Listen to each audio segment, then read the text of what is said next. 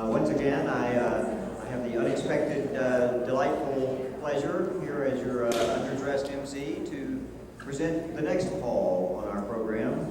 A gentleman that I expect, like PaulCon, like many of you know or know of.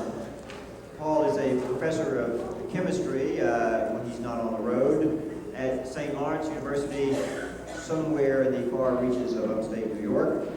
He's been there for 12 years. Most of you know him probably, along with his wife Ellen, as the editor of Waste Not News. If you don't know that publication, you certainly should. And with his friend Roger Bailey, he's produced a number of TV videos on the subject that most fascinates him and us. I understand that in the past 10 years he has made 900 of these presentations in 21 countries. So the man is not often at St. Lawrence.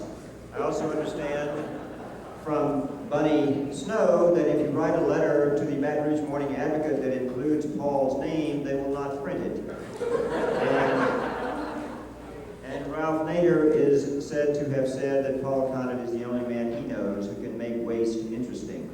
Paul Conant.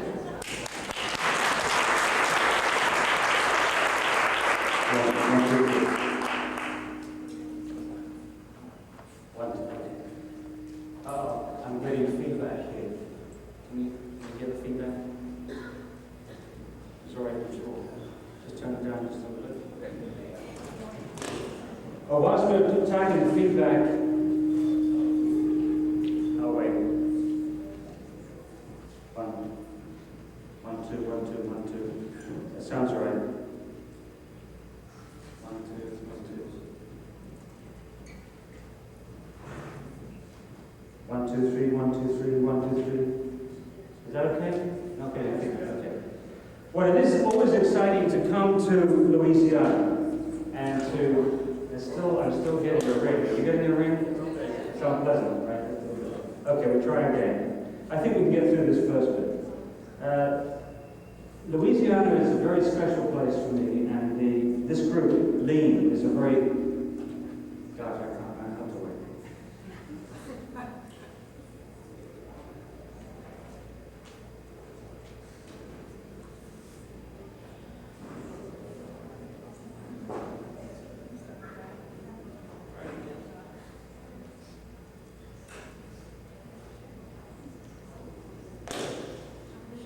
Let's try now. Is that better?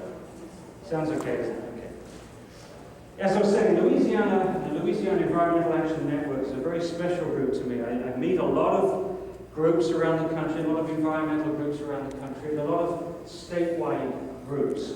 But I think this is one of the best groups. I've said this before and I've said it elsewhere, one of the best statewide organizations I have seen. There's nobody excluded. I mean, if you look around this room, you see black and white together, old and young together, men and women together, liberals and Republicans together, people who worked in government, people who are outside government, working together. To me, it's the prototype of what we need to save the environment. It isn't just a question of saving the environment, it's all kinds of other issues that we have to relate to, and I think in Louisiana, you do a better job than any other place that I've been to. And it's great to see you all again. Willie is one of my favorite people, Willie Fontenot, and Florence, and Audrey, and Mary Lee, and all you folks out there. It's lovely to be back. And you certainly don't fit into my first category. I divide people into two groups, human beings and human borings. Clearly you're in the first category, but I think we should look at the second category so we know what we're talking about. Human borings. They have no vision. They have no imagination, they have no sense of humor, they're obsessively tidy, dust the canaries here, they keep silent when they should speak up, they cannot distinguish between being clever and being wise, which takes care of most of the American educational system. They believe that science and technology will solve every problem. They believe that man is the center of the universe, and that the woman's place is in the kitchen.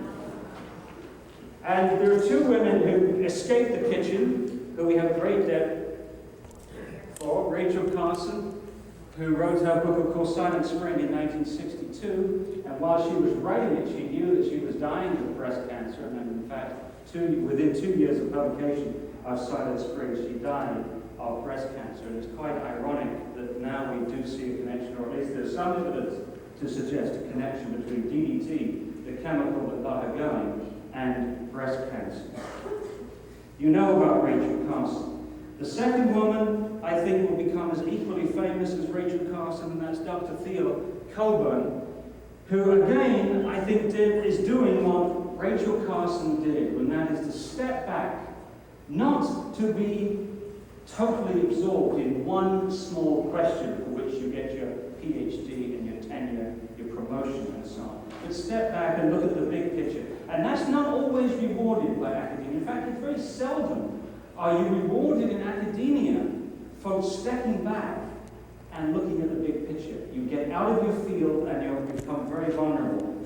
But Theo Coburn organized a conference in Wingspread, the Wingspread Conference in Racine, Wisconsin, in July of '91. And look at the people that she brought together for this conference. You probably can't read the small writing. But she said participants included experts in the fields of anthropology, ecology, comparative endocrinology, histopathology, immunology, mammology, medicine, law, psychiatry, I can't even say this one, psychoneuroendocrinology, reproductive physiology, toxicology, wildlife management, tumor biology, and zoology. Many of these people had never met each other before, they never had any idea of the work that they were doing. But very quickly, they began to see connections between the work that they were looking at. And much of it pertained to an enormous number of problems with wildlife in the Great Lakes region, with all kinds of species, fish, bald eagles, mink, otter, a variety of birds, snapping turtles, other reptiles, beluga whale, and so on. A litany of problems, reproductive problems, immunological problems, all kinds of problems. And the statement that came out of that conference was in 3 sections. The things that they were confident about, again, you probably can't read the razor. We are certain of the following, they said. A large number of man-made chemicals that have been released into the environment, as well as a few natural ones, have the potential to disrupt the endocrine system, the hormonal system of animals, including humans.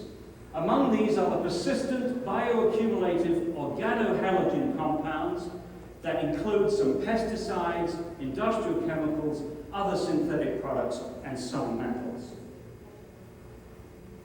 Many wildlife populations are already affected by these compounds. The impacts include thyroid dysfunction in birds and fish, decreased fertility in birds, fish, shellfish, and mammals, decreased hatching success in birds, fish, and turtles, gross birth deformities in birds, fish, and turtles, metabolic abnormalities in birds, fish, and mammals, behavioral abnormalities in birds, demasculization and feminization of male fish, birds and mammals, defeminization and masculation of female fish and birds, and compromised immune systems in birds and mammals. But these are what they're confident in. The patterns of effects vary among species and among compounds. 4 general points can nonetheless be made. 1, the chemicals of concern may have entirely different effects on the embryo, fetus, or perinatal organism than on the adult. In other words, you don't necessarily see an impact on the adult. You have to wait until you see the child, or wait for the child to grow up. The effects are most often manifested in offspring, not in the exposed parent. The timing of exposure in the developing organism is crucial in determining its character and future potential. And although critical exposure occurs during embryonic development, obvious manifestations may not occur until maturity. And there's some other things there as well. I can tell you how to get a hold of that statement in total if you're interested. But from this statement, there was so much material that it produced a book. And on the outside cover of that book it says, we are certain of the following: a large number of man-made chemicals that have been released into the environment have the potential to disrupt the endocrine systems of animals, including humans. The endocrine systems are the hormonal systems. And let me spend a moment explaining what hormones are and why putting chemicals out into the environment are so disastrous. Hormones are chemicals that are produced in a variety of glands in the body. You've heard of it: pituitary glands, adrenal glands, sex glands, and so on. And these chemicals are messengers. They're produced in one gland, they go into the bloodstream, and then they have to go out and find the target organism. And when they reach the target organism, there's a receptor there, which there's a lock and key recognition. Here's the receptor, it will only recognize the hormone. When it recognizes the hormone, that switches on a series of changes in the target organism, or in the target tissue, I should say. And some of these you're very familiar with. You're frightened, what happens? A gland out there produces adrenaline. Adrenaline goes into the bloodstream, it goes to a place which produces sugar, and uses sugar, breaks down the sugar, gives you energy, and you need that. And you've also probably heard of the sex hormones, estrogen, female sex hormone, and testosterone. Now, there are two kinds of hormones, and very simply, the difference between those two kinds of hormones is whether they're soluble in fat or water. And I should say that solubility in fat is a very critical issue when it comes to toxicity. If we have a water-soluble substance, we can get rid of it from our tissues.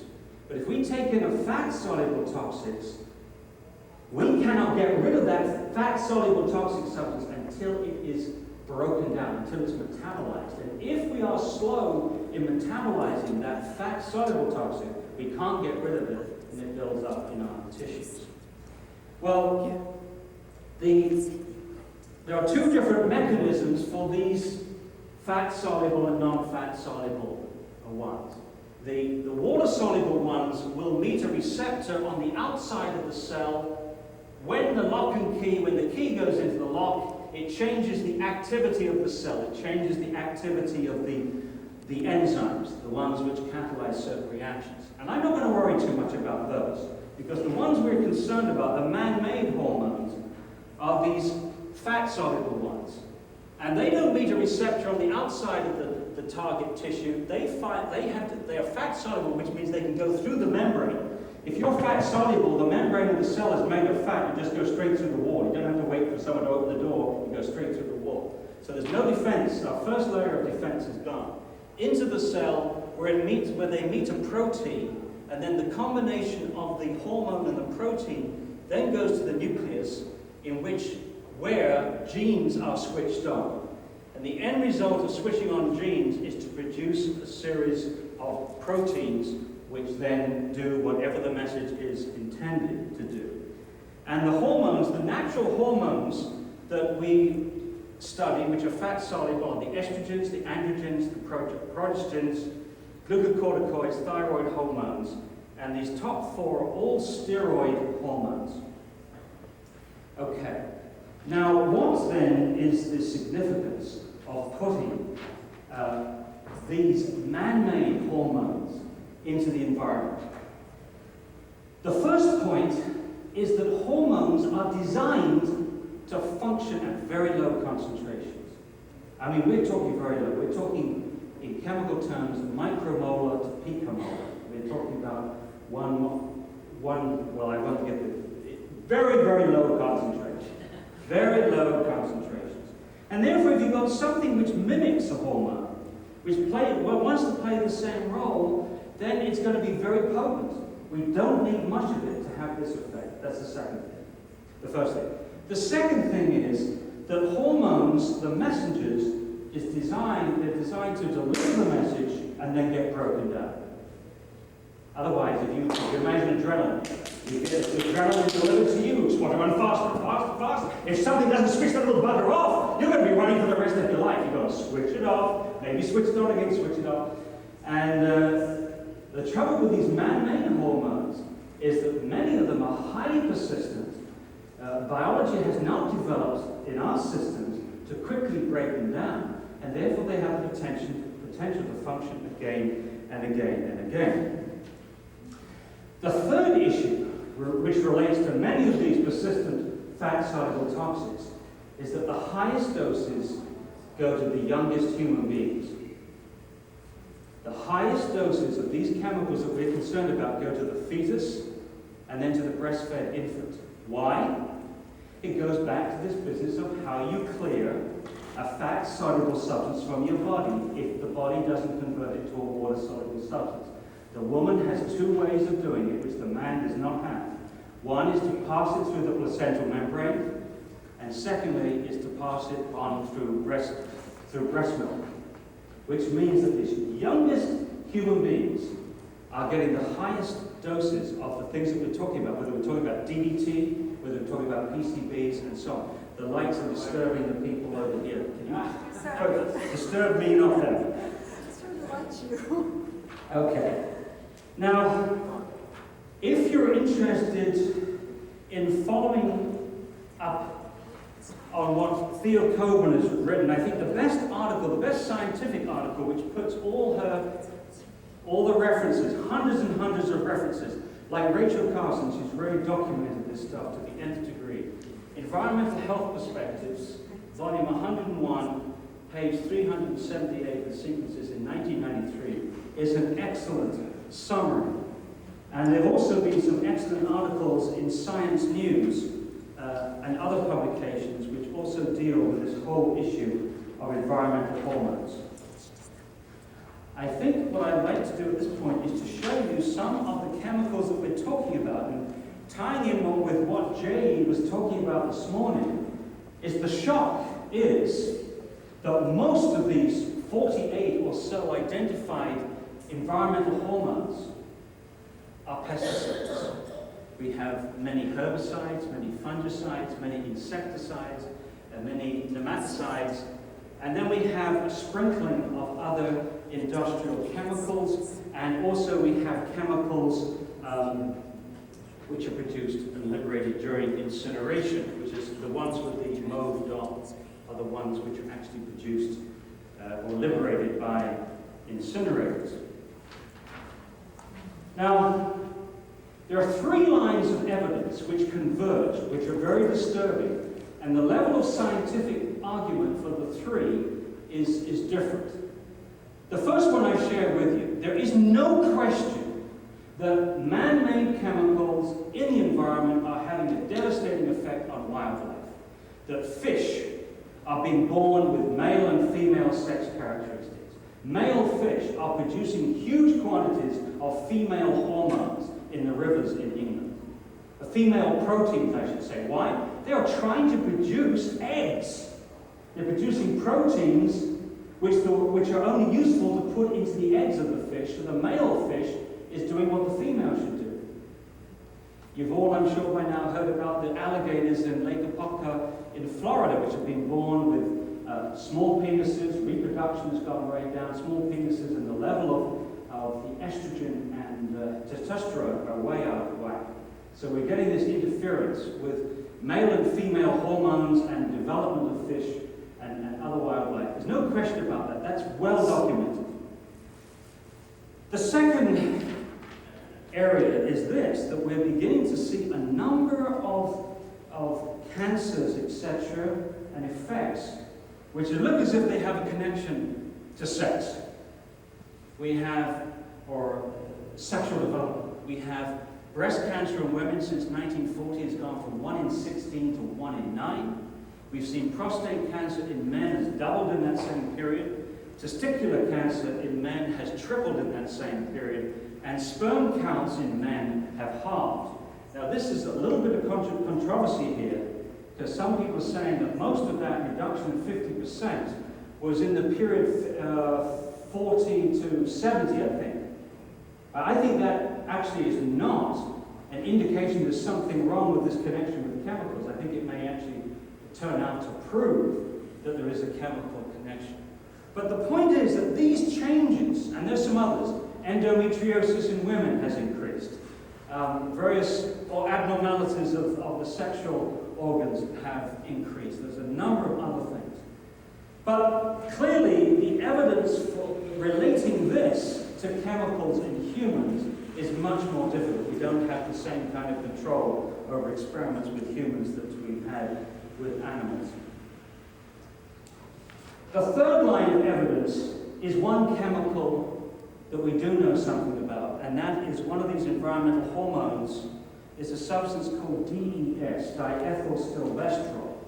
And this was made by the pharmaceutical industry deliberately to mimic estrogen.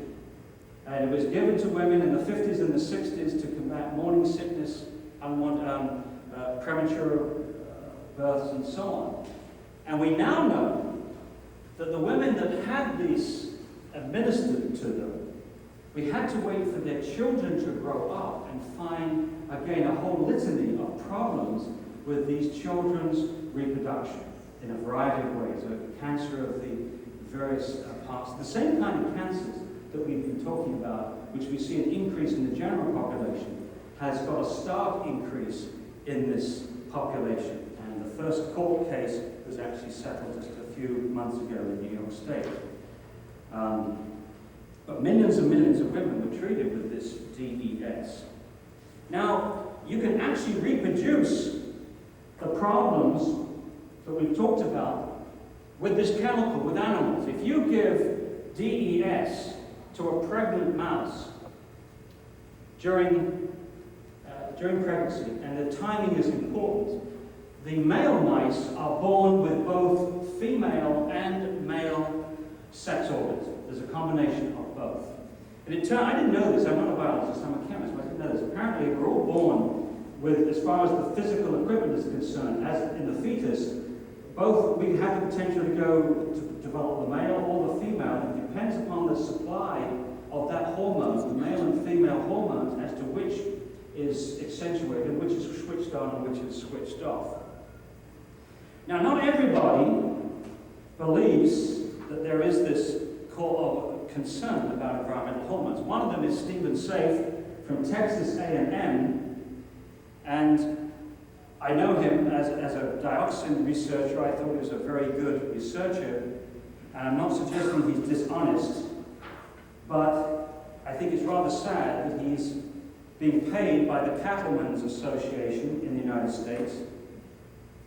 He appeared for them at a press conference when the EPA was releasing its dioxin report.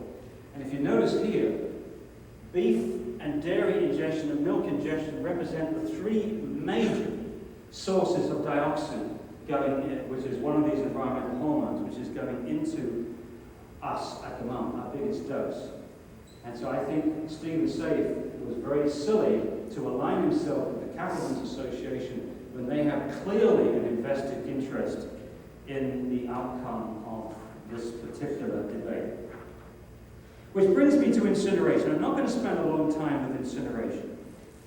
But when we look at incinerators, they put out not only some of the toxic metals which are implicated as environmental hormones, but also they put out these families of compounds, dioxins and furans. And I do want to say something about dioxins. Is Will Collette still here? He's outside. Okay, Will said to me last night, he says, for God's sake, don't talk about dioxin. Then I saw dioxin was listed, so I better just give you a little rundown on dioxin, because it's a lot of what we've been saying over the past few years has been vindicated by the EPA, I believe. So here's your dioxin 101 lesson. I do this because most people hate chemistry, and I need to persuade them it's not as bad now. Bill Redding is nodding his head, yeah, he hates it. Also, it's a little empowering too, to come out of this knowing not to be intimidated by chemicals. It isn't impossible. If I was to tell you right now, if you haven't heard this spiel before, some of you have, that in a few moments, within 5 minutes, you will know and probably be able to remember the structure of 2,3,7,8 tetrachlorinated dibenzopyridioxin. You think, well, I was crazy. But in a few minutes, if you give me a chance, you will. So what are dioxins? Well, first of all, let's go to chemistry. There are literally millions of different substances out there, but all made of just 100 elements, the building blocks, okay? They're just our Lego set. Each element has a name: hydrogen H, oxygen O, nitrogen N, carbon C, chlorine. Notice we run out of letters. We've got 26 letters, so we have to use 2 letters sometimes. So here's Cl for chlorine. The important thing to note here is that there are more of these combinations, more of these compounds containing carbon than all the rest of the substances put together. And that explains why carbon is both the basis of life and also the basis of the petrochemical industry, because they can do so much with it.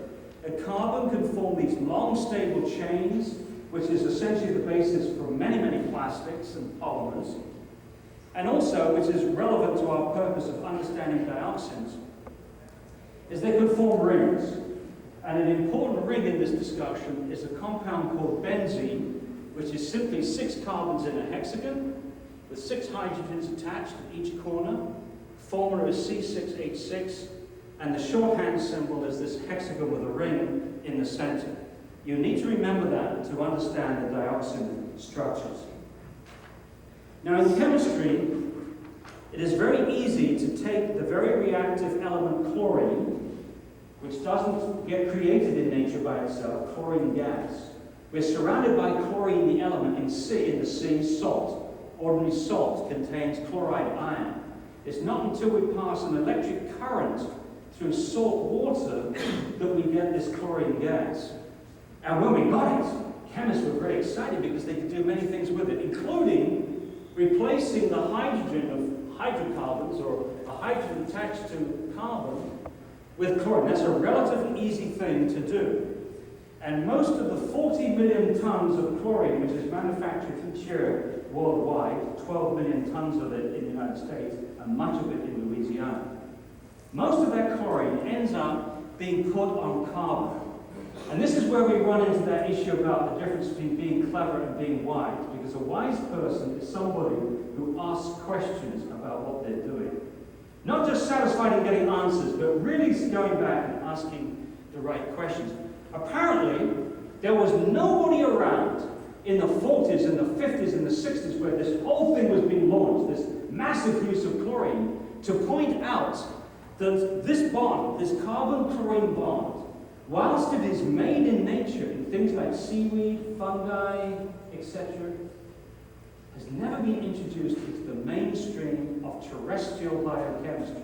Somewhere along the line, nature said, as attractive as that carbon-chlorine bond looks, she didn't use it. There's not one protein, one fat, one nucleic acid, one carbohydrate, or one metabolite in our body which exploits this carbon-chlorine bond. So on the one hand, mankind, humankind, exploits the carbon-chlorine bond like crazy. Solvents, insecticides, pesticides, plastics, you name it, we've used that carbon-chlorine bond. On the other hand, nature did not exploit it. No one asked why. The critical question, which was never asked, is why didn't nature? Why did she reject that bond?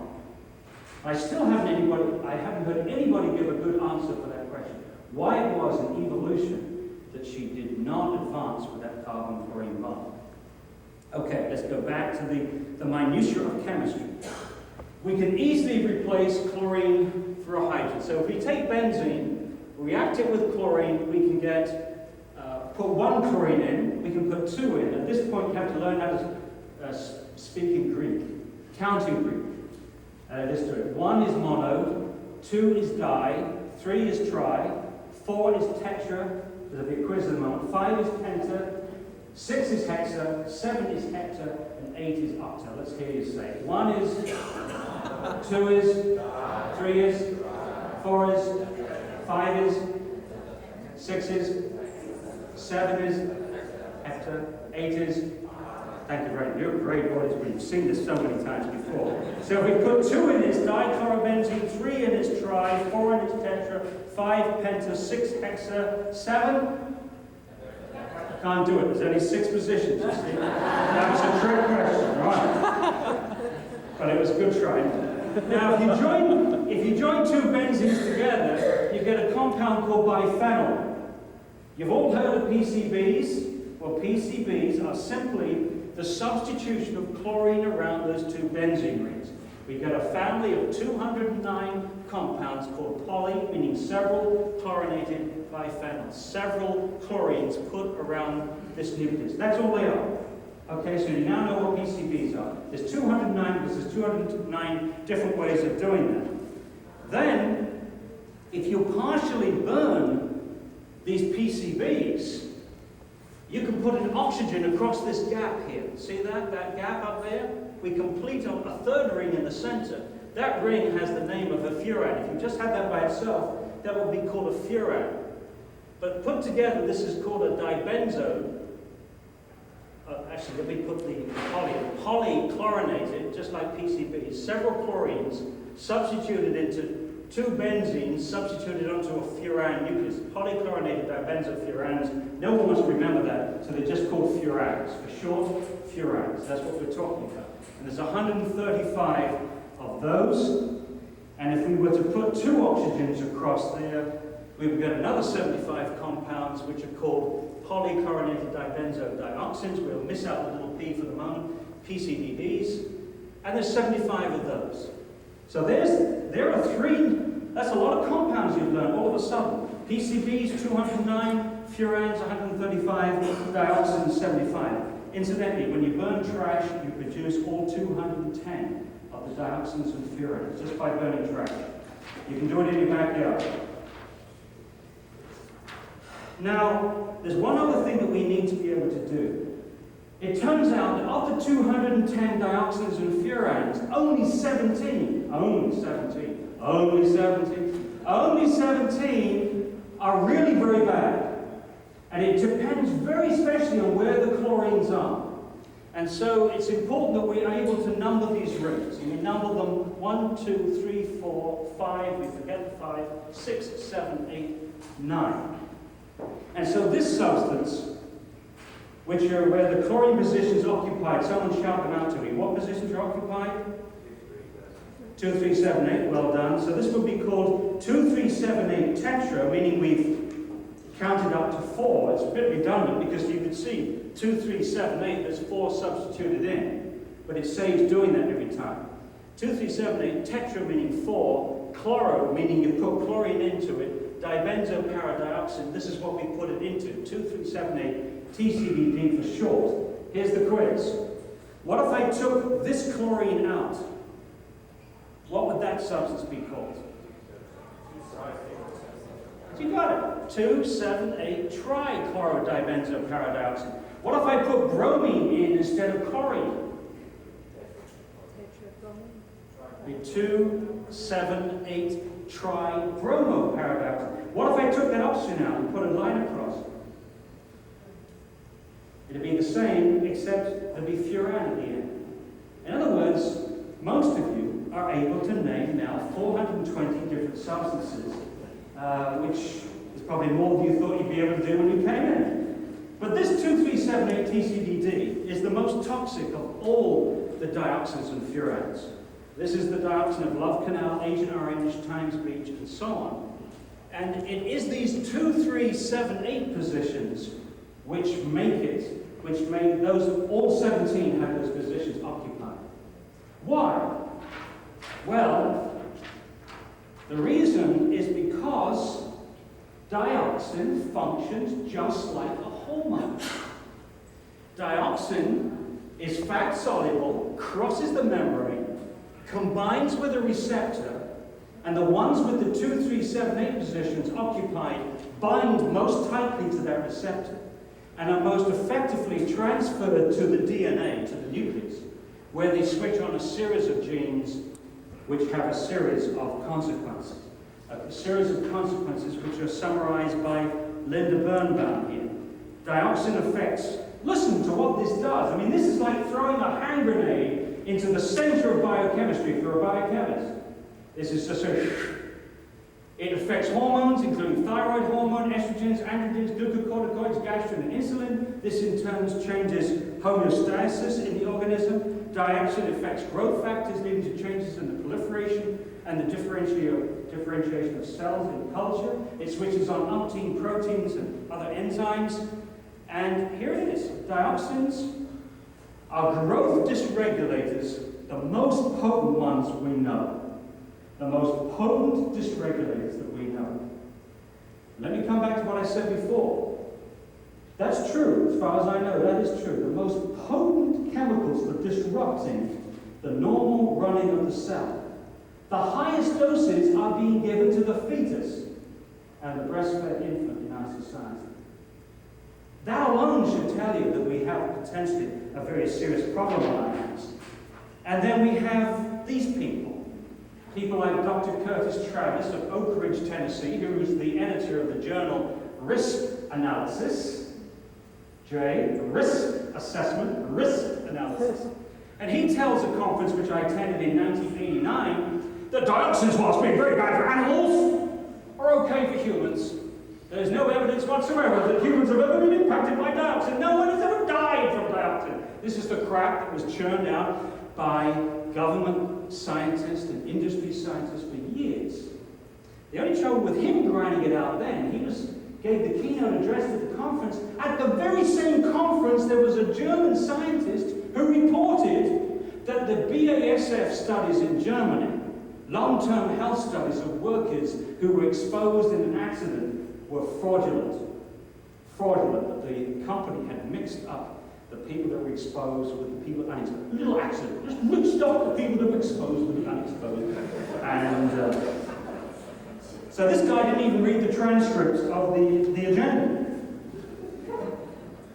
But fortunately, not many people believe anymore that we've had this biochemical. It will be a biochemical, let me just explain. It will be a biochemical miracle if a chemical that impacted rats, mice, hamsters, guinea pigs, fish, monkeys, especially monkeys, chicken, birds, every species that we've ever tested and was very potent, and somehow we as human beings had escaped its attentions. That would be a miracle.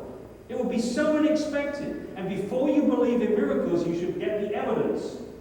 I mean, the industry, if you want to check back, April 1986, I have a letter to this effect in Scientific American. Before you switch off the taps of concern, what you need to do, Mr. Industry and Mrs. Industry, is to tell us the mechanism in animals, and then give us the mechanism in humans where we escape this mechanism. Show us how we get the lucky break. They never did. And of course they couldn't, because it isn't a lucky break. We're all impacted. It seems that human beings are somewhere in the middle of the range of impacts in animals, somewhere in the middle.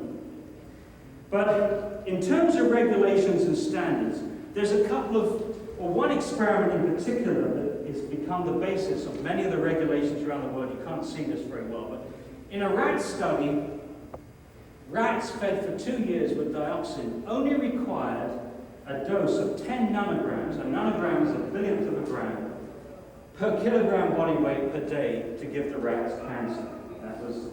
That's the basis of the regulatory standards in America. Now, the basis for the European standards is and what that does, it extrapolates to the EPA. The EPA uses this figure to say that a dose of 0.006 picograms a trillionth of a gram, per kilogram body weight per day, will give us an incremental cancer risk of 1 in a million. That 1 in a million that we're not supposed to worry about. That's all you need, 0.006 picograms per kilogram body weight per day. Now, for the Europeans and the Canadians, this same rat study up the top there by SIVA was used to find a no observable adverse effect level of 1 nanogram per kilogram. And the Europeans take that standard of 1 nanogram, and if you're in Canada or England, you divide by 100 to get your standard safety factor. If you're in Germany, you divide by 1,000 to get your allowable daily intake, it's called. Well, now, here's the crunch. If you look at the average diet in Germany, Canada, and the UK, we get between 1 and 2 picograms per kilogram body weight per day from our food, just from our food. That's 10 to 20% of the allowable daily intake from Canada and UK, which remember uses the divide by 100 strategy, safety margin.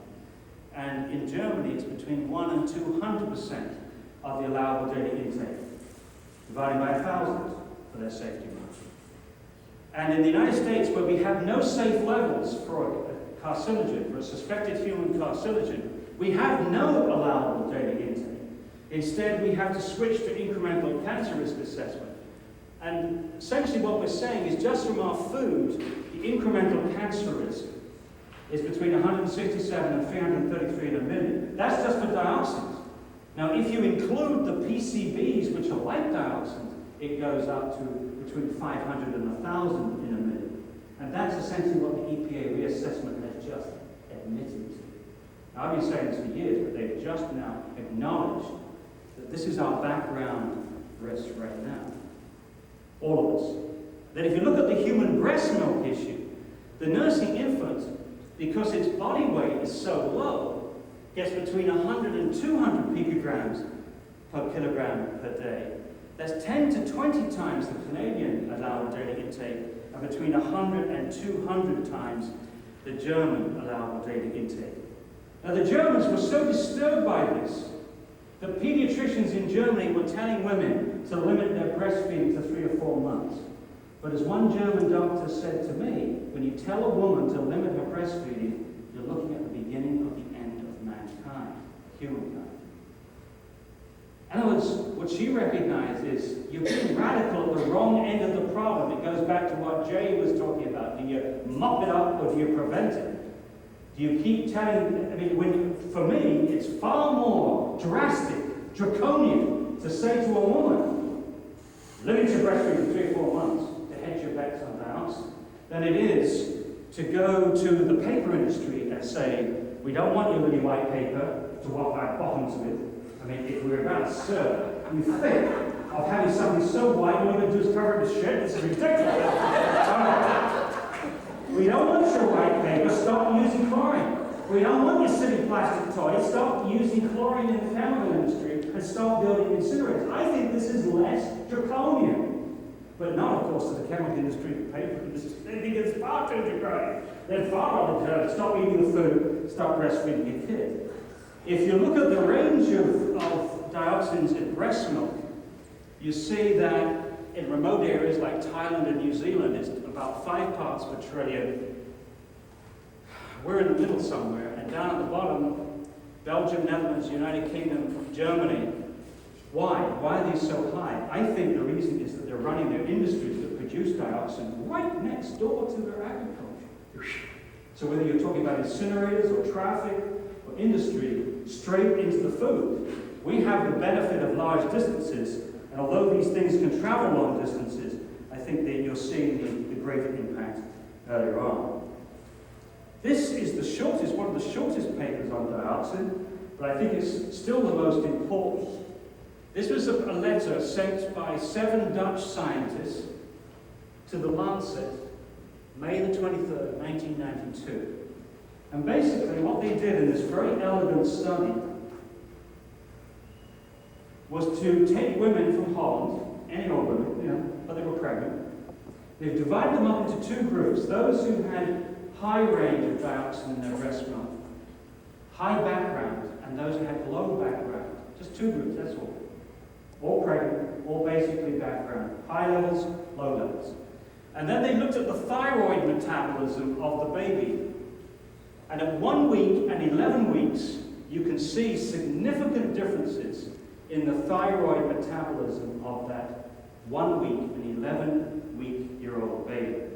So this is the first experiment which has indicated changes in humans, human biochemistry, at background levels. These are not Seveso victims or Times Beach or Vietnam vets. These are ordinary folks out there in Holland. The authors we concluded exposure to increased concentrations of dioxins, both intrauterine to the fetus and via breast milk, seems to modulate the hypothalamic pituitary thyroid regulatory system in newborn babies. I think that's extremely disturbing indeed. And then the other thing that's happened is that very recently, within the last year or so,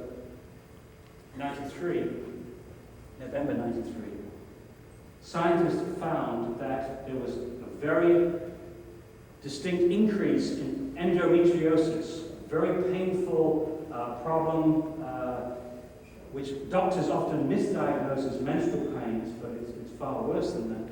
The tissue from the uterus gets transferred to other tissues and causes extremely painful. Increase in monkeys, a significant increase in monkeys at very low doses.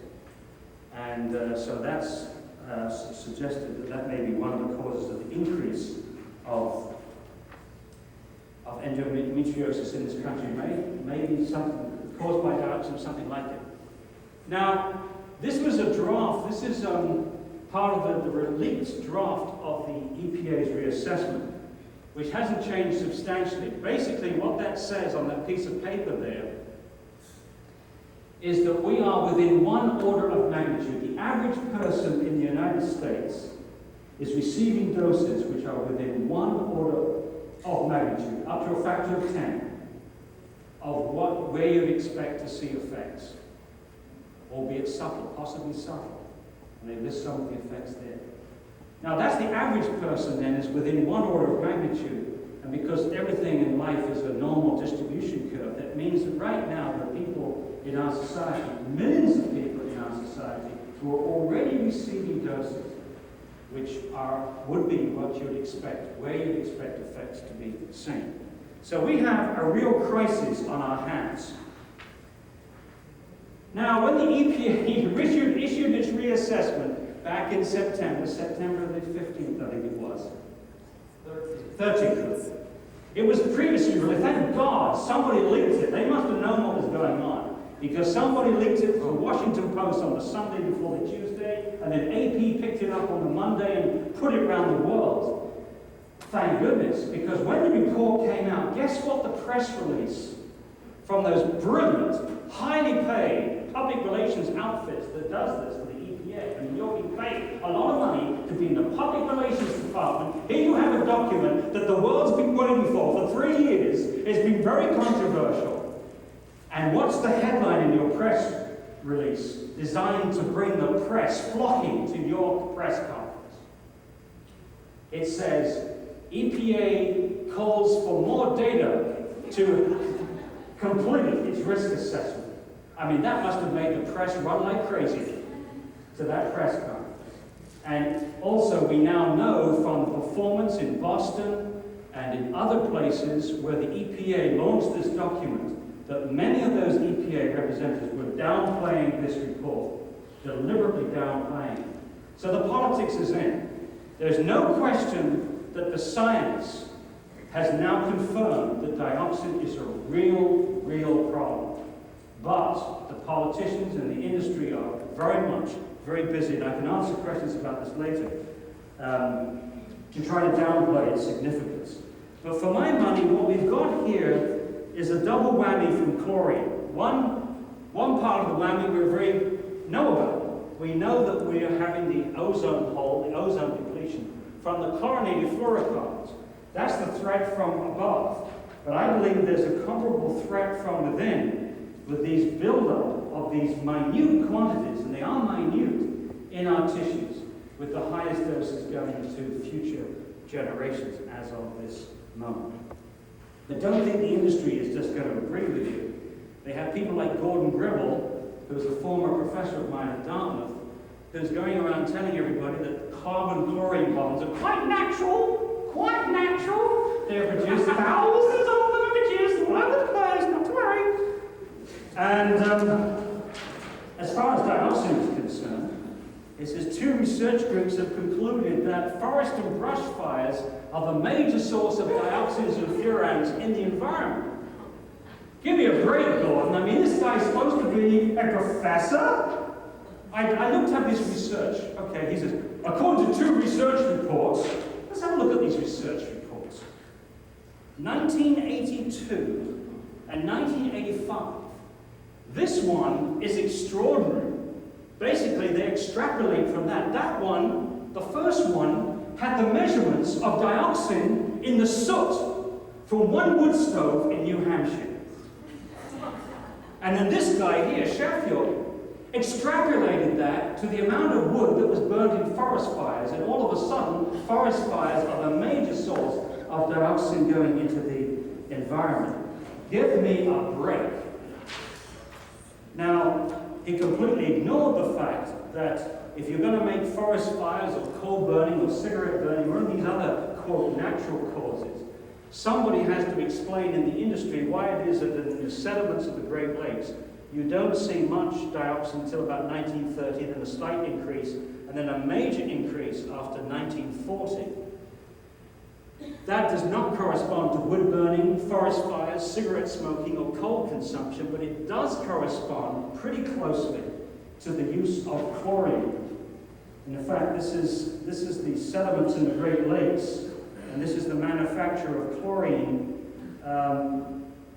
in the United States. So there's a parallel here, and there's maybe some good news here, because you notice that there seems to be a leveling off, a plateauing in both the use of chlorine with peaks and starts, and also there's possibly a plateauing out of here of the dioxins in the sediments. Now, about 1970, a flattening out, and this may be due to the fact that DDT was banned in 1972, other chlorinated pesticides were banned in the 70s, PCBs were banned in 1979, and we got the lead out of gasoline.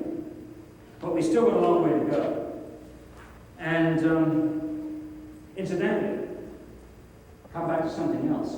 If there is this plateauing off, we've got to do something about the plateau because it's unhealthily too high. That business of the most of the drop in the stone count was in the period 1940 to 1970 is interesting because that would run parallel with that plateauing effect. But here are some of the things that I think we should be doing. We should be banning lead in gasoline. Now, okay, we've done it in the United States. Lead is bad for kids. It's a major source of dioxins. They haven't done it in other countries. You can still go to Mexico and other places. They're still burning a lot of lead in gasoline. So worldwide, we have to go to do more about that. We need no more incinerators. We need to phase out the existing incinerators. They are a known source of dioxin. And there's no accountability, incidentally, in this industry. There is no accountability. There is no way that you can monitor these things on a daily basis. Only once a year if you're lucky. The data on incineration and dioxin is so poor. The data used by the EPA in the second document was so atrocious. I can answer questions on that. We need to ban PVC plastic. If there's one plastic to get rid of, kids showed in this country that you could get rid of styrofoam. The plastic we should really get rid of is PVC. That's 58% chlorine. And that probably accounts for a lot more of the dioxin which they haven't identified. Every time you get a house fire, every time someone burns something in their backyard, every time you have a hotel fire, a factory fire, you're burning PVC. PVC wall covering, PVC tiles, PVC sidings, PVC toys. These all go up in smoke and the houses go up in smoke. And it's a source of dioxin. So 58% chlorine, plus lots of other toxic additives. We should ban the use of chlorine in the paper industry. There are safe alternatives. Again, what Jay was saying, part of the industry will say we can reduce it by 90%. You say, wait a moment, we're not interested in that. If Sweden has ways of making paper white without producing any dioxin at all, that's what we should do. And lastly, we should phase out the use of chlorine in the chemical industry, which will impact this area. And that's why it's absolutely essential that we develop a super fund for displaced workers from this industry at the same time as we do that. Greenpeace has got some very interesting figures on that, which ties up with what Paul Template was saying earlier about what's good for the environment is also good for the economy. We can create more jobs in this process, but we must not let these workers become another wave of toxic victims, which they can easily become. Some of you know more about this than I do. But right now, I think there's a $4,000 a ton surcharge on carbon tetrachloride because of the concerns about the ozone layer. So industries that want to use carbon tetrachloride have to pay $4,000 more per ton to buy it. Not one penny of that $4,000 surcharge a ton is going to workers, to retrain the workers who get thrown out of work when they shut down those carbon tech plants in Louisiana and elsewhere. Not one single penny. It's all going into the general fund, and they get minimum wage. Some good news. Incinerators in this country, over 270 trash incinerators have been stopped outright or put on hold since 1985. California wanted 35, they only got 3. New Jersey wanted 22, they only got 6. And during that time, only 68 were built. In other words, they're being beaten at a ratio of 4 to 1, and it's largely because of citizen opposition. At the same time, also on the high news, Ontario was the first province political jurisdiction to ban incineration completely. The American incinerator industry is up there right now, hoping to goodness that the NDP is going to be voted out of office next year. And as soon as they are, they'll be in there trying to build their plants, which they can't build in the United States. Municipal waste incineration has also been banned in Rhode Island and West Virginia, 2 states. And I'm happy to tell you, Louisiana has not succumbed. You have not yet built a trash incinerator in Louisiana, right? You've got all kinds of incinerators, but not trash. Medical, yes, we can talk about that. If you want to know more about the incineration vis-a-vis the trash issue, there's a videotape available. That's the phone number to call. You get a videotape and a 45-page booklet. The best deal in town. $25. Really good. Don't miss it. Best video was ever produced. Best videotapes ever produced. But I don't want to talk about incineration. I don't want to talk about the dangers of incineration. Because what I'm scared about is even if it was safe, you wouldn't make it sensible. In other words, we're being seduced into thinking that as long as it's safe, it's okay. Now, I think there's a more important question to ask than is it safe? And that is it stupid? Now, I hope that we don't go around building safe but stupid things. That there's somebody asking questions. Now, to me, it's stupid because it doesn't make sense for our country to spend billions of dollars perfecting the art of destroying resources, which we should be sharing with the future. That this is, yes, I got you. Incineration, in essence, is business as usual. If you don't want to do anything about the issues, the big issues that confront us as a communities, as countries, as the globe, then keep building incinerators because it essentially burns the evidence. If you don't want to confront business as usual. And this is business as usual. This is business as usual right here. We're part of the blip. What's that graph? That's human history reduced to one neat graph. That graph there represents the consumption of fossil fuel. We live in the blip. We live in the few generations that consumed the fossil fuel.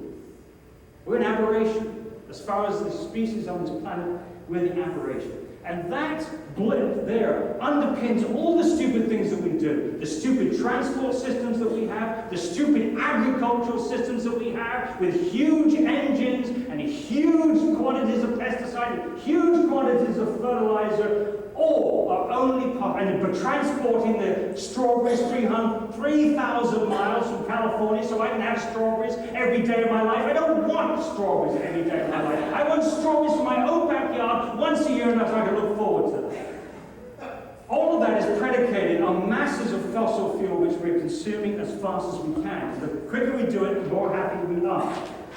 When you come to inspect the ruins of the 20th century, they will find this great big obelisk like Space Odyssey 2001. What is this big thing, they'll say? What is this? What is this thing? They're the ruins there, right? Ruins. And it said on this thing, it says they became more and more sophisticated at answering the wrong questions. That is our epitaph. Really, it is our epitaph.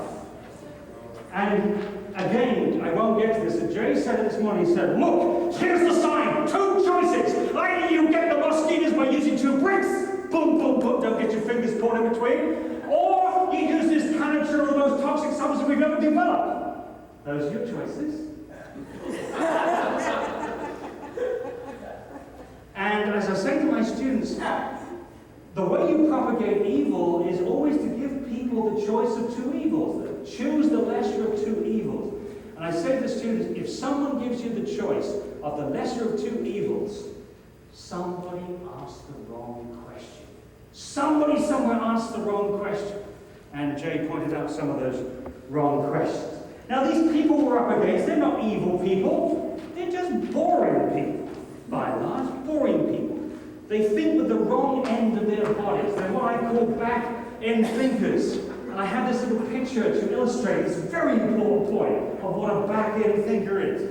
This back-end thinker comes home to his apartment, there's a bathtub overflowing. So quickly, it's usually he grabs a cup and tries to empty that bath as fast as he can. That's not fast enough, so he goes to a bucket.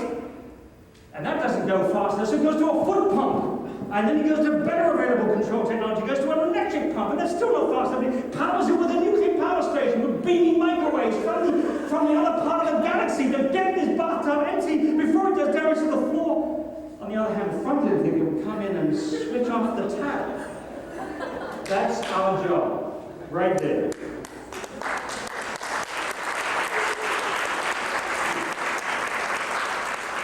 Yeah. Now, Einstein said this before Greenpeace, a clever person solves a problem, a wise person avoids it. A wonderful book, How Much Is Enough? Alan Durning. If you haven't got this book, read it. It's extremely interesting book about overconsumption in this country. Look, we worship overconsumption. Look at this. Eisenhower's advisors. The ultimate purpose, he proclaimed, of the American economy is to produce more consumer goods. Victor Lebeau, 1958. Our enormously productive economy demands that we make consumption our way of life, that we convert the buying and use of goods into rituals, that we seek our spiritual satisfaction, our ego satisfaction in consumption. We need things consumed, worn out, burned out, discarded at an ever-increasing rate. Can you believe that? That anybody said that? But we're all part of it now. On Sunday, we go to the supermarket. You've noticed the way those shopping malls have becoming more and more like cathedrals. The roofs are getting more and more pointed. I'm just waiting for the day they put a cross on, we drive through, we have a religious ceremony as we're driving through, and then we bye. But don't think these people disappeared. The production of the squeezable ketchup bottle. Can you believe that life could be happy without a squeezable ketchup bottle? No, because we want them so much, these squeezable ketchup bottles. Well, they're expected to grow from 300 million units in 1985, see how long I've been doing this, to 29 billion units in 1995. Now, a quick calculation indicates that every person on planet Earth would have 6 squeezable ketchup bottles. 6 squeezable ketchup. You'd have one for the kitchen, one for the sitting room, one for the living room, one for the bathroom, one for the toilet, one for the car as you drive to work, and what you could reach out, the traffic jam, squeeze it. There would never. This is so exciting. It's so exciting. Now, if you ask industry why. This is consumer demand. You can imagine these droves of people going into the supermarket and saying, "Hey, where's the squeezable ketchup bottle? Give me the squeezable ketchup. We demand the squeezable ketchup." Oh, give me a break. No, it's done by this. This is the #1 human activity after sleep, after work and sleep. And there's some question of whether this is different from sleep, but it's watching television. Notice it doesn't. I need to go and buy a new machine. I love it. What is fashion? It is usually a form of ugliness so intolerable that we have to alter it every 6 months. Do you know how many marvelous book here, The Ecology of Commerce? You've got to read this, PaulCon. By the time he or she graduates from high school, an American teenager will have seen 350,000 commercials. And we do something more than the number of times we breathe every day. We get more than 3,000 advertisements each day. I love this. Obsessed. Calvin Swan. Bow to the obsession. Don't let him fall for another woman, for some other woman.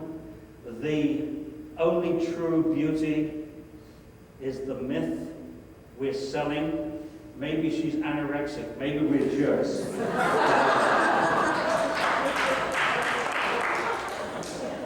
At this price, it will will surely take your breath away. At last, an automobile worthy of the times, the style, the statement, a sheer extravagance, no expense has been spared, no detail overlooked, a timeless pleasure, the apocalypse. $250,000 for the fucking. These are all produced by a group in British Columbia called Adbusters. They produce TV commercials, very subversive. You can put them on the local TV. Really encourage you to do it. But the myth that we've been living is this illusion that the more we consume, the happier we become. That is the illusion of the 20th century. And the sad thing is that this message is now being beamed out to the other 4 billion inhabitants of this world. There's no village in India or China that's so remote that they don't see our TV programs, they don't see our set of values. So the bottom line is very simple. It's not telling the Chinese or the Indians to have less children. It's telling our children to consume less. That is the key message. We are consuming too much, and if we don't send that better message, you can kiss those endangered species goodbye, you can kiss the Brazilian jungles goodbye, you can kiss the ozone layer goodbye. I want to jump right to the end now. I'm missing out a few of the jokes here. Oh boy. Do the jokes. Do the jokes. Yeah, I gotta do the jokes. Here's a joke. Columbus, Ohio. Great big joke. Columbus, Ohio. They measured the dioxins coming out of the Columbus, Ohio incinerator. 984 grams of dioxin a year. That's more than the whole of Germany, right? More than the whole of Germany. 5 times as much as Sweden. One incinerator, Columbus, Ohio. It's actually 5 times more than the EPA had calculated for all 130 trash incinerators in the United States. Boo-boos. I mean, that was a mistake, wasn't it? They said maximum 200 grams. One incinerator, 1,000. What? Boo-boos. But never mind, Ohio EPA came in and they did a risk assessment. Ohio EPA study finds no substantial threat posed by dioxin emissions. How nice. But they only looked at inhalation. They didn't look at the impact through food chains, even though there were many farms within a 50-mile Columbus. But this is what I really love. The Columbus Health Department didn't want those citizens to get all upset and psychological and emotional and hysterical about this. They wanted the facts. Give them the facts. Give them just the facts. Not this emotion. Give me facts. Dioxin fact sheet. And you get the structures of dioxin wrong in the first and then half an inch. The structures are wrong and we get what we go. No. The facts. But anybody can make a mistake, even if your government paid a lot of money to do so, you can make mistakes. But here, you're anxious to show how tiny. And they're all like, oh, you're talking about such tiny quantities. We can hardly measure them. That's what they say. Hardly measure them. I want to show you how small a part per trillion is. Watch this. 1 part per trillion is like taking a 1-second vacation after working 31,700 years. Wouldn't you want a vacation after working 31,700 years? Oh, that's tiny. That's tiny, but wait. And so what this Department of Health does is to convert the maximum emission rate into parts per trillion. Maximum emission is 1,341.9. Give me a break. If they get the 1 right, they're doing pretty well. Parts per trillion. 2 little asterisks. We can't live without asterisks. Here, little asterisks go down to the bottom. Here we go. What does the asterisk tell us? 1 part per trillion is equivalent to taking a 1-second vacation after working 31,000 years. The maximum emission is equal to 1,342 seconds or 22.4 minutes vacation time in 31,000 years. But that's if someone worked all year. If they worked a 40-hour week, it would take 133,567 years to earn the 22.4 minutes. Give me a break. I mean, this is to justify 5 times higher emissions than all the incinerators are supposed to be putting out, equal to the whole of Germany. And this is the kind of claptrap that's being produced.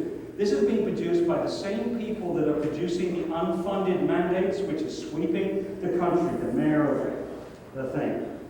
Okay. Simple risk assessment. No risk is acceptable if it is avoidable. That's one sentence long, it'll save you $50,000. No risk is acceptable if it is avoidable.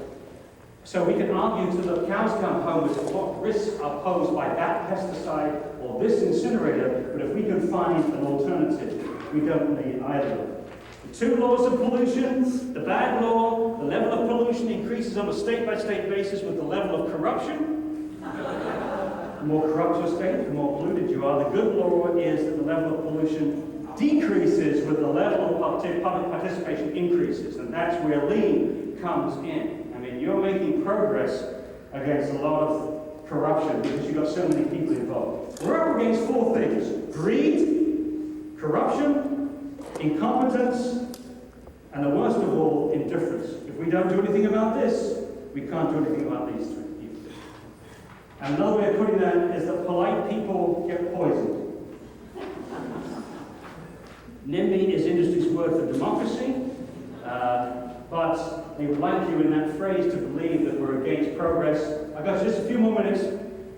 But in actual fact, because we've blocked their stupid incinerators, their stupid trash incinerators, we're now getting the whole country excited about recycling and composting and even reduction. Oh my goodness. And because people stop their stupid and dangerous hazardous waste incinerators, we're hearing much more about clean production from industry. In other words, far from preventing progress, we're driving progress because we're driving it from the easy, sloppy back-end solutions to the front end where we're going to get the best buck for our money. Steps towards a sustainable society. Back-end solutions to front-end solutions, short-term economic plans to long-term ecological plans. Our biggest problem is economists, quite frankly. I mean, they just haven't graduated to global economics. They're still trapped with microeconomics, macroeconomics. We've still got presidents who think, what's good for America? We want global competition, global competition. We want to have this huge competition to consume the planet as fast as we can. This is naive. We're living off capital and not income. That Schumacher said that. We're living off capital, not income. What would we think about a child that inherited $500,000 and then decided not to work for the rest of their life and spend that $500,000? Don't say it, will. Don't say that's what you want to do. We wouldn't think very highly of it. We need to shift from standard of living to quality of life, our concerns, being clever to being wise, arrogant technologies to elegant solutions. And let me say it, you are extremely clever, you bloody geneticists out there, to take one little gene from this little species and put it in this little species. But I think you're being incredibly arrogant. And if we can control the movement of chemicals around this planet, what chance do you think have we've got of controlling genes once they get out there? This is the most absurd, stupid, arrogant, ignorant thing I've ever heard, genetic engineering. And to show how stupid it is, we're injecting cows with a growth hormone to produce more milk when we have a milk surplus. People are stupid. Stupid. And for the small farmers, just put more farmers out of work. I get carried away with it. We need to rediscover, recreate, revitalize small communities, small businesses, small farms, everything small. We need to create a super fund for workers displaced from dirty industries. I mentioned that already. We need to protect habitats and indigenous peoples, absolutely. Network environmental and social justice groups worldwide. And we need to make sure as soon as possible that 50% of all our legislators, at least 50%, are women. Thanks.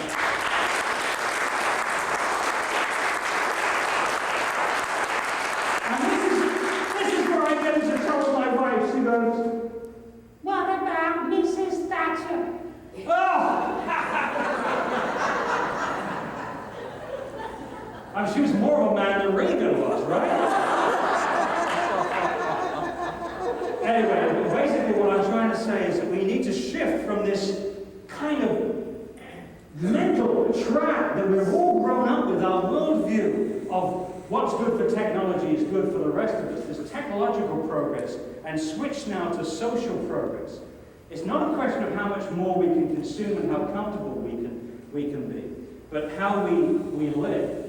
Our single biggest task for our children, the key is to demonstrate that we can be happier whilst we're consuming less.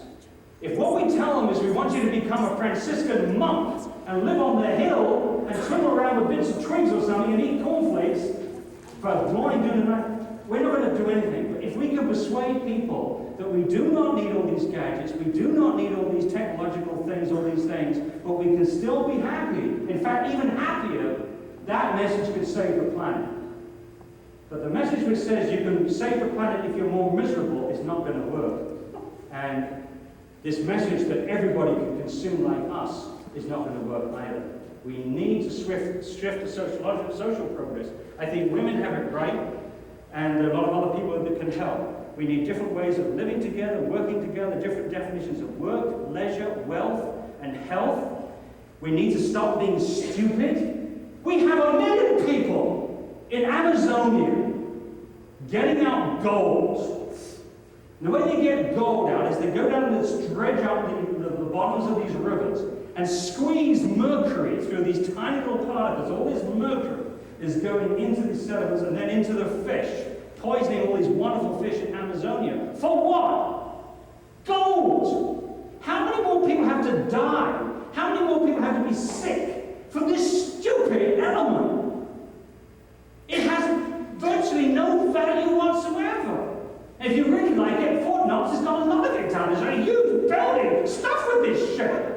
For A-U, right, S-H-I-T, no one should die. We're stupid. We're very, very stupid. If human beings, stupid people. We want big breasts for some reason. Why do women want big breasts? Silicone implants. Doesn't that make sense? Who told people that their big breasts are somehow good? We're stupid. We've got to get off this. Madison Avenue told us this. Because they want to sell everything from toothpaste to chocolate with big breasts and silicone implants. Different ways of living with nature, different timescales of concern. La la la la la la la la la la la. Okay. All truth goes through 3 phases. Big breasts is one of them. First, it was ridiculed. I mean, the notion that you shouldn't want big breasts. I want big breasts. First, it was ridiculed. Second, it was violently attacked. And third, it was accepted as being self-evident, these truths. So, that's Schopenhauer. I was with Pete Seeger last weekend, and I painted on the back of his barn. Pete Seeger's barn was this. Actually, I was with Pete Seeger on Saturday and Sunday. Jay, I was with Mariana Cates in Newport. Mariana Cates is a woman and a family that suffered from the spray from pesticides. Live in the apple orchards. They use more pesticides and apple orchards than anything. This woman is just getting through her 2nd dose of breast cancer. She has multiple sclerosis. Her husband has throat cancer and lung cancer, and her daughter has a brain tumor. And this woman is one of the most game fighters. She came off chemotherapy to organize a conference, to get the community organized around cancer awareness. So there are victims out there. This is painted on the back of Pete Seeger's barn. I'm done with great things and big things, great institutions and big success. I'm for those tiny, invisible, molecular moral forces that work from individual to individual, creeping through the crannies of the world, like so many rootlets, or like the capillary oozing of water, yet, if you give them enough time, will rend the hardest monuments of man's crime. Reaching out, individual to individual, community to community, country to country. That's what he's trying to do with the guitar and a bunch of songs. He's gone all around the world doing it. And the same thing applies to our grassroots environmental movement here. I've knocked out a little chart for those who like squares and dashes and things, but basically, as I see it, what we're in here is to block the back-end solutions. Polite people get poisoned. We need to shift from NIMBY to niobe and no pain, not on planet Earth. We force the issues to the front end. We need to set up model programs. We don't have to change the whole world at once, but we just have to set up a very good example over here, a very good example over here, positive. Show that ordinary people can do it, and ordinary people can copy it. We need to change attitudes. There are a lot of attitudes that we need to change, but particularly from this technological progress to social progress. We need to network. I mean, that's what we've learned. You can't win these battles yourself. That's why you're here. You've got to reach out and work with other people by phone, by fax, by news. newsletter, email, internet, video, by visiting one another. There's a whole lot of communicating going on and has to go on. It's very exciting, and I'm very privileged to be part of this visiting arrangement here. I love it. And then community development. If there's the only thing that I can think of which is opposite to overconsumption is community development. We've got to rediscover what it means to connect to a place. And some of us learn to connect to a place by virtue of the fact that that place is threatened. Someone has done you a favor when they say, we're going to build a nice big giant landfill behind your house. Oh, nice! What? Build an incinerator. Don't want an incinerator? How about a hazardous waste treatment center? No! And then you start to say, hey, this is my place. You're not going to do it to my place. And then people in that situation begin to think and value what they've got. And they start to pull together. A threatened community is a strengthened community. Is what I know. Do I have time for one story? Just one teeny story? No? It's a teeny story. One teeny story. This is a teeny story, Paul. I'm going to move on. Okay, all right. One teeny story. One teeny story. Okay. Northern Ireland. Trouble spot. Maybe it's getting on trouble, but anyway. They had this solution for hazardous waste in Northern Ireland. And in Ireland, the first time the two governments had cooperated together was to build one great big hazardous waste incinerator. And the proposal was in Londonderry, or there, depending where you come, which side of the border you come. Right on the border, right in the trouble spot. And I'm sure their idea was that these people would be so busy fighting one another, the Protestants and all those other folks, Catholics and IRA and so on, that they wouldn't have time to fight this proposal. Did they make a mistake? Within a few weeks, there were no less than 68 community organizations fighting this thing. The IRA, the Ulster Unionists, the bishops, the left wing, the right wing, the middle wings, everybody, absolutely everybody was fighting this thing. It was marvelous. They even had a rally downtown Londonderry with all these people together singing and rallying. It was fantastic. And to cut a long story short, one morning, about 3 o'clock in the morning, I'm there experiencing this resistance. And I'm trying to bridge the two cultures. We were alternatively drinking Bass Ale and Irish whiskey. And in between the two, says Dr. Kyle, he says, there's no question in my mind. There's no question in my mind, he says. If they build this facility, it's going to be blown up. He says, the only question I have is which side is going to do it. And within a few weeks, that incinerator project was completely struck. It was very exciting. So a threatened community is a strengthened community. And the last word of all, completely the last word of all, is, well, actually, the most important thing, and Mary Lee knows this, you all know this, but the most important thing for grassroots activists like yourself and Jordan is to have fun. You've got to enjoy this. I mean, the stuff I've told you about this afternoon, and you've heard from other people, is very grim stuff. But if you are as grim as that stuff, you're going to break up your marriages, you're going to have nervous breakdowns, you're going to have brain matter coming out of your head as you hit the wall. Oh, this is good. Oh, I feel good today. I feel good. No. Have fun. Party. Drink a little. Have fun. Anyway, in that, I love this quote from Edward Abbey. This is one final paragraph of advice. Do not burn yourselves out. Be as I am, a reluctant enthusiast, a part-time crusader, a half-hearted fanatic. Save the other half of yourselves and your lives of pleasure and adventure. It is not enough to fight for the land. It is even more important to enjoy it while you can, while it's still here. So get out there and hunt, and, well, we're not sure about that one. Get out there and hunt and fish and mess around with your friends. Ramble out yonder and explore the forest, encounter the brutes, climb the mountains, bag the peaks, run the rivers, breathe deeply of that sweet and lucid air, sit quietly for a while and contemplate the precious stillness, that lovely, mysterious and awesome space. Enjoy yourselves, keep your brain in your head and your head firmly attached to the body active and alive, and I promise you this much. I promise you this one sweet victory over our enemies, over those desk-bound people with their hearts in a safe deposit of kind of boring people. the safe deposit box and their eyes hypnotized by desk calculators. I promise you this, you will outlive the bastards. Evidently.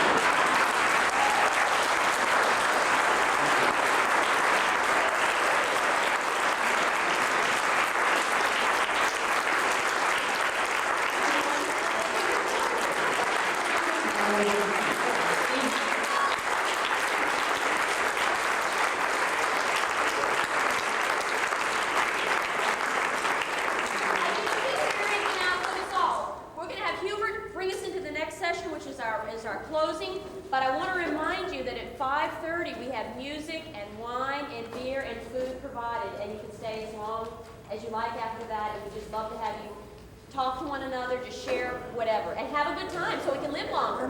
But Hubert's going to take over. We have here in Louisiana and throughout the country. So what are we going to do about it? This is why we have Louisiana Environmental Action Network. We're going to do some networking. We've got 3 facilitators, count them 3. We're going to break up. One group is going to be in this corner, another in that corner, and one in the other room right next door. We're going to talk a little bit about, say who your name is, because we haven't had a chance to do that. Say who your name is. If you come from a group, what is your group? How large is your group? How often do you meet? And give an inventory, briefly, of the issues that your organization is dealing with, so we can get a better idea amongst the staff what's going on out there, how can we better help in terms of the work that folks are doing, and how can you amongst yourself share information and network better to be more aware about what your neighbor is doing. Because the bottom line is we must build lean to build power and make changes here in the state of Louisiana.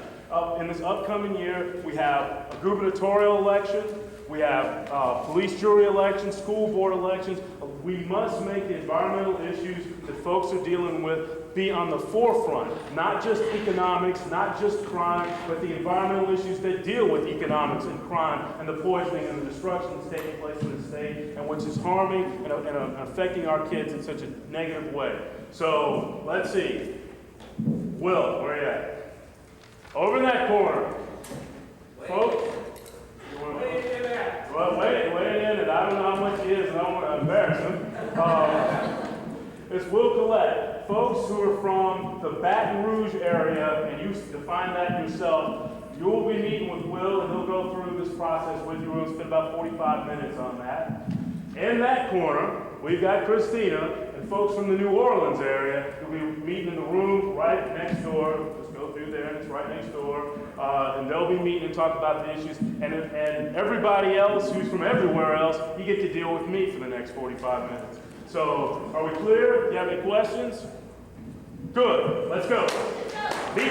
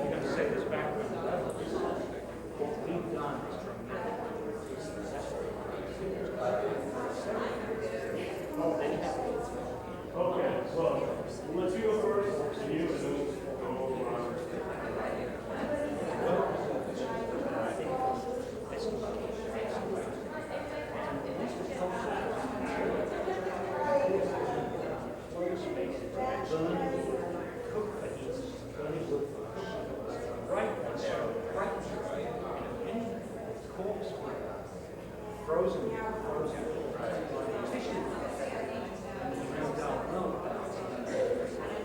You don't have microbial action to break down the tissue.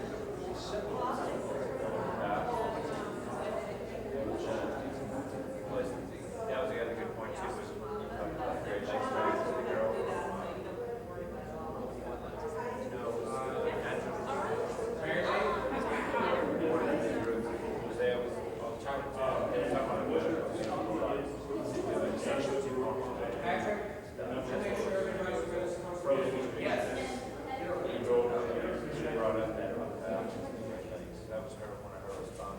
But he did use that study. He did specifically cite, well, heck, you can get more dioxin in the forest fire than you do out of the land.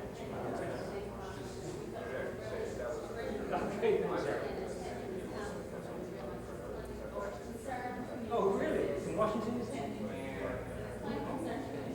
Oh, yes, that's right.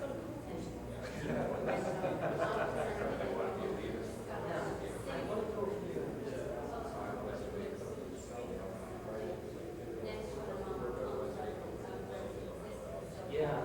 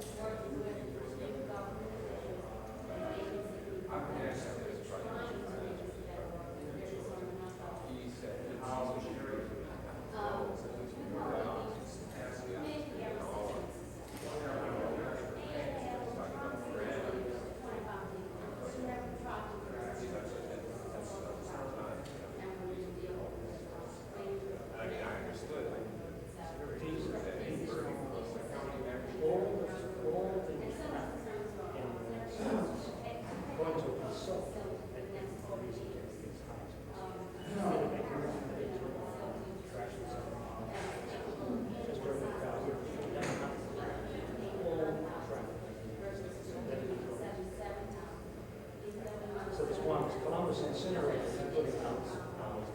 yes.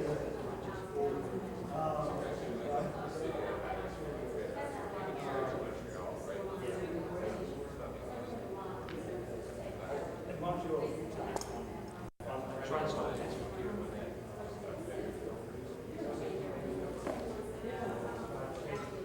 That was the first time I went up there. So I think the first time I went to Montreal was for the launching of that. But the point of that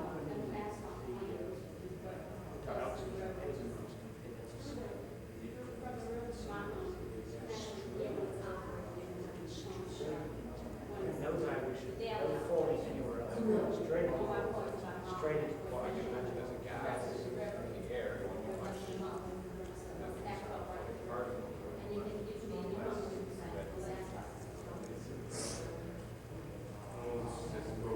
Well, I mean, you've got plenty of chance for dissipation into areas where there's no fumes or so on. All kinds of ways you can dissipate. Once you put it into the water, it's just way too low. well, I think about even myself. Here, I'm growing up.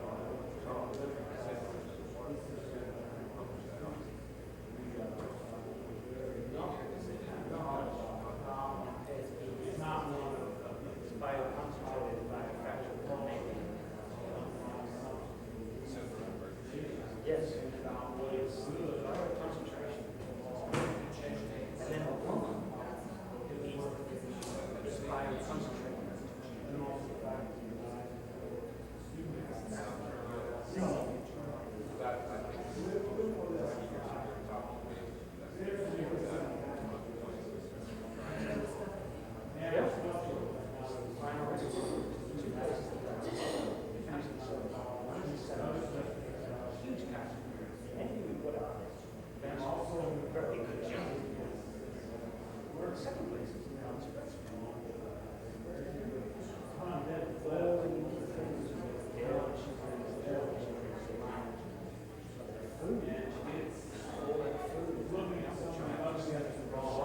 Why is these products the biggest source by far?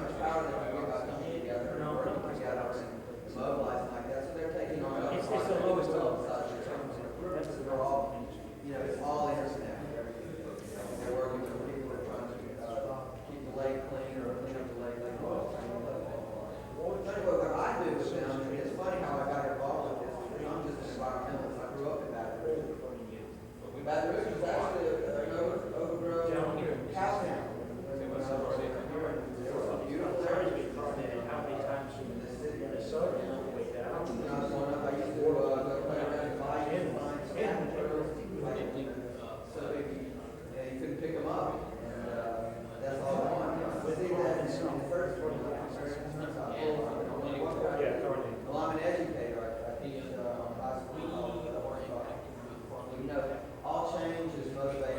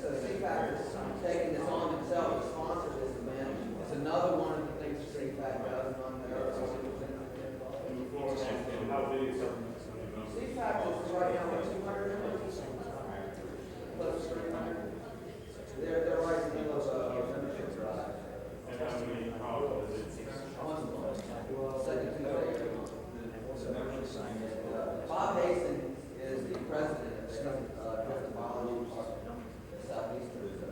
He's the one, he can tell you more about it. They're involved with like a drainage problem, of course, cleaning up the river, doing a lot of river monitoring.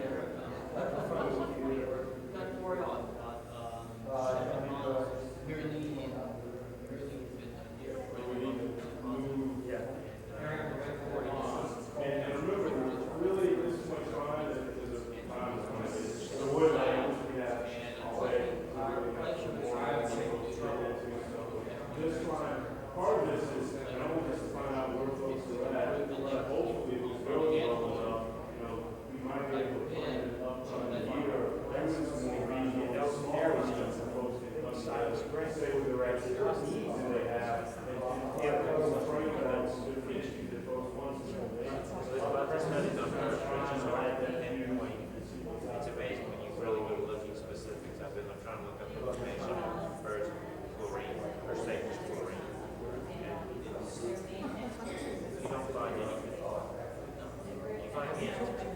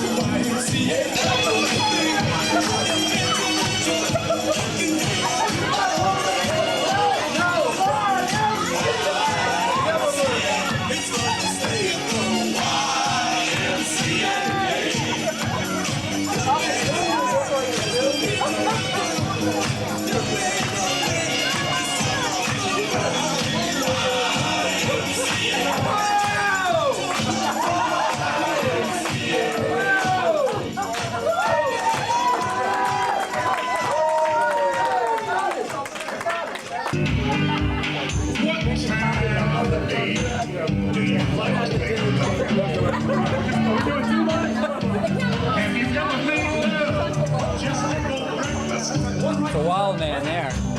Cool. Has a nice take on it.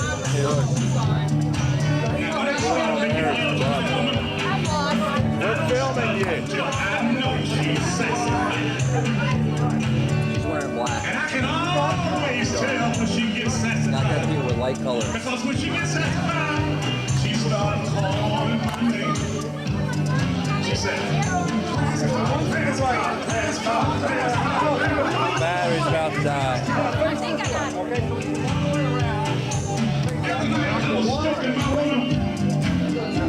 This Mary Lee.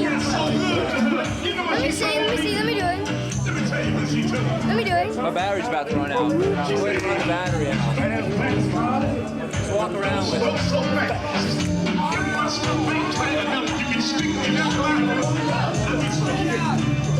I'm just gonna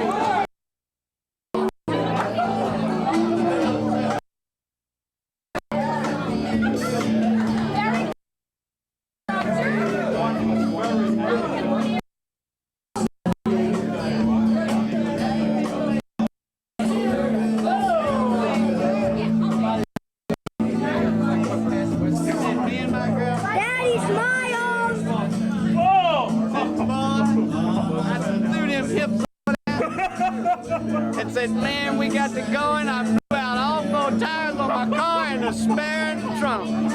He's something else. He's great. He's a great man. He's something.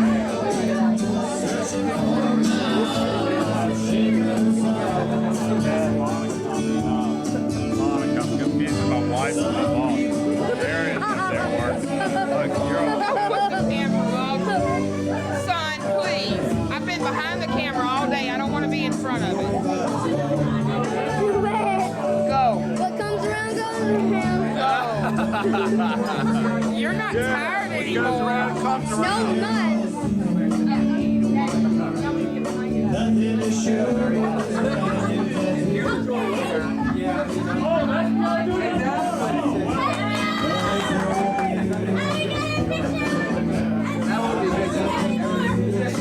Hey, Miss Mary Lee, smile.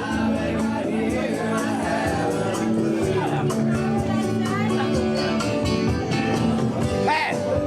Pat! I like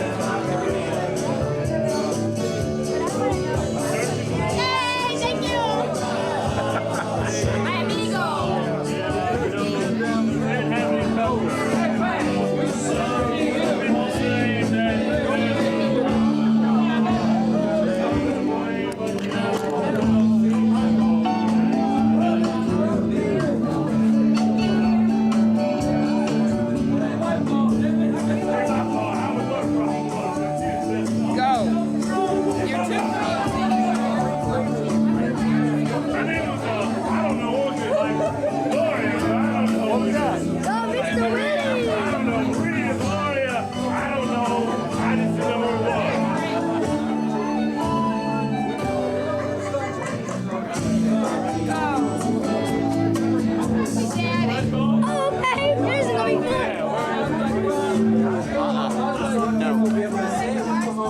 Mama told me to come do it to you. Let me see. What? Genesis on that tape. That's what I'm running out.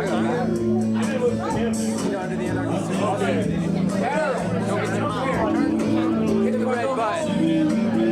Hit the red button. By your finger. By your thumb. Hit that red button. Hit it again. Look, it's not going up. I trust you with this? Can I trust you? Honest? And how come you know how much money this is worth? I don't know